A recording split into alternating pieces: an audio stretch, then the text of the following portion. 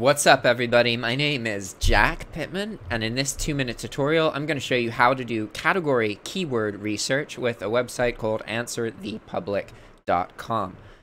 We're going to use an example here. We will search for film editing and click Get Questions. Now Answer the Public is going to load. And what it's doing is it's trying to figure out everything related to this subject that people search for. And it creates this nifty little diagram. You can look at the center to see film editing was the search.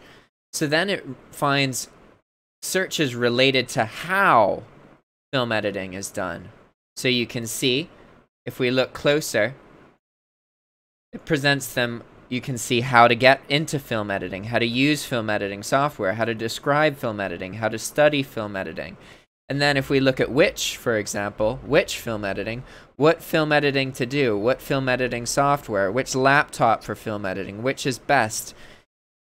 I know immediately by using this tool all of these different categories.